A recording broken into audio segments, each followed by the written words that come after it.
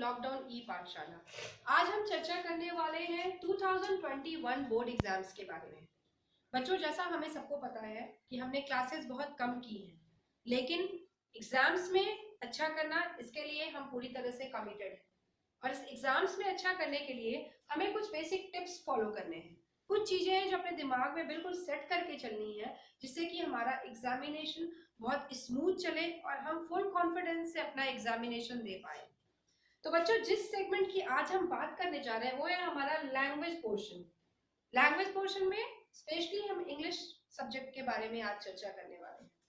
तो बच्चों, हमें ये देखना है कि हमारा इंग्लिश का जो पेपर है वो 90 मार्क्स का है। ठीक है, वो 90 मार्क्स का पेपर है और उस 90 मार्क्स के पेपर को किस तरह से हमने पढ़ना है कि ये हमारे लिए बहुत ज्यादा स्कोरिंग हो जाए। तो सबसे पहला जो सेगमेंट है जो हमें ध्यान रखना है वो है रीडिंग सेक्शन। क्योंकि हमें पता है हमारे क्वेश्चन पेपर को 4 हिस्सों में रखा गया है, 4 पार्ट्स में सेग्रीगेट किया गया है, 4 हिस्सों में बांटा गया है। पहला है रीडिंग सेक्शन, दूसरा है राइटिंग सेक्शन, तीसरा है ग्रामर और चौथा है टेक्स्ट बुक। तो इस बार हमारे साथ एक प्लस पॉइंट है कि हमारे पास में एमसीक्यू क्वेश्चंस दिए गए हैं। MCQ, multiple choice questions. इन मल्टीपल चॉइस क्वेश्चन में आपके पास में हर क्वेश्चन के लिए 4 ऑप्शंस होते हैं और आपको सही ऑप्शन चुन के उस पर टिक करना होता है। तो यहाँ पे हमें ये देखना है कि हम किस तरह सही टाइम पे, हमारे जो 3 आवर्स का सेट टाइम है, उस टाइम का सही इस्तेमाल करके ज्यादा से ज्यादा स्कोर कर पाए। तो बच्चों, यहाँ हम ये देखेंगे सबसे पहला हमारा जो पोर्शन है सेक्शन ए, वो है रीडिंग सेक्शन, जिसमें हमारे पास एक अनसीन पैराग्राफ होता है।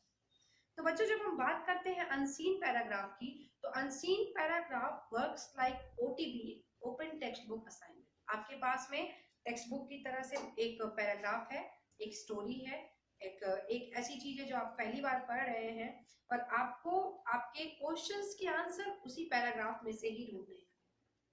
लेकिन कंफर्टेबल ये है, इजी है, क्योंकि अगर आप हाथ में अपने एक पेंसिल रख के उसको पढ़ते जाएंगे, साथ साथ लाइन करते जाएंगे और तुरंत साथ साथ क्वेश्चन को आइडेंटिफाई करके आंसर्स को पेंसिल से टिक करते जाएंगे, तो आपका समय भी बचेगा और आप सही तरीके से आंसर को कर पाएंगे। तो यहाँ हम ये जान जाते हैं कि हमारा रीडिंग सेक्शन जो है is the most scoring portion of our question paper.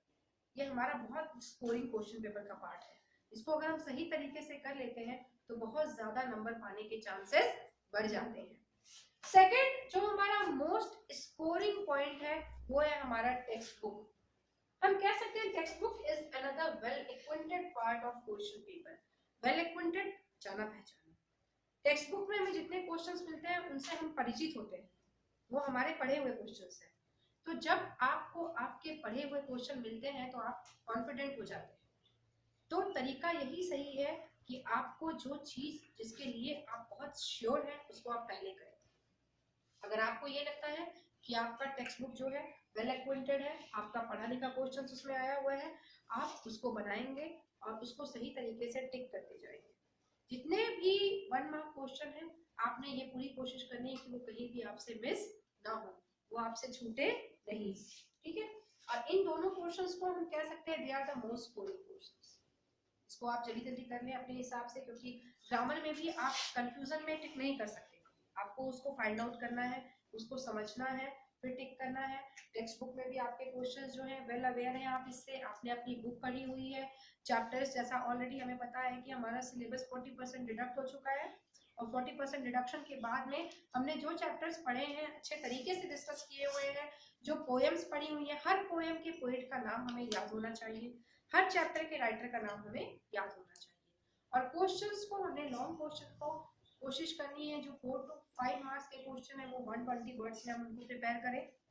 जो 2 मार्क्स के क्वेश्चन है हमारे वो 40 to 45 वर्ड्स में कंप्लीट हो जाए। और जो 1 मार्क आंसर हमें देने हैं और अगर वो एमसीक्यूज है देन इट्स वेरी कंफर्टेबल, आपको टिक सही क्वेश्चन में कर देना है। Another when we are moving forward, हमारे पास में मॉडल सेट पेपर प्रोवाइडेड है, जो कि जैक ने हमें 3 सेट अवेल करवाए हैं अभी तक। आप देखोगे बच्चों, they are very helpful, very beneficial for you all. वो बहुत हेल्पफुल है आपको, उनको आप बनाते हो अगर तो आपका कॉन्फिडेंस लेवल बूस्ट होगा, क्योंकि आपको पता लगेगा कि हमें किस तरह से क्वेश्चन एग्जाम में आते हैं और किस पैटर्न से हमें उसे तैयार करना है। अनदर एक बहुत इंपॉर्टेंट फैक्टर आपके क्वेश्चन पेपर का है आपकी हैंडराइटिंग। अगर आपकी हैंडराइटिंग सुंदर है तो ये आपका बहुत बड़ा प्लस पॉइंट है। एक सुंदर हैंडराइटिंग अपने आप ही एग्जामिनर का फोकस अटेंशन खींचती है।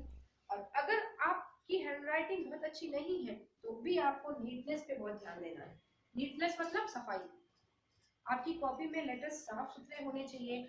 आपने जहां क्वेश्चन आंसर लिखना है उसकी मार्किंग, क्वेश्चन आंसर के नंबर सही डालने हैं, ये आंसर में नंबर इधर उधर ना हो, ए बी सी इसको सही तरीके से मेंशन करना है। उसके बाद में बेटा एक बहुत अर्जेंट चीज आपको ये ध्यान रखनी है कि पूरे क्वेश्चन पेपर में आपका टाइम मैनेजमेंट एकदम सही होना चाहिए। आप मॉडल सेट को किस तरह बनाएंगे? आप एक पढ़ने की स्ट्रेटेजी बनाएंगे। आप अपने पढ़ने के शेड्यूल को 7 डेज के शेड्यूल को प्रॉपर बांट लीजिए।